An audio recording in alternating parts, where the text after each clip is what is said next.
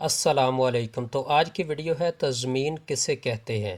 تضمین کے لغوی معنی ہے ساتھ ملانا، شامل کرنا یا چسپاں کرنا، مگر اصطلاح شعر میں کسی دوسرے شاعر کے شعر یا مصرعے کو واوین کی علامت لگا کر اپنی نظم میں داخل کرنا تضمین کہلاتا ہے۔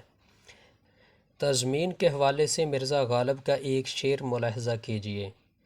غالب اپنا یہ عقیدہ ہے بقول ناسخ، آپ بے بہرہ ہے جو معتقدِ میر نہیں۔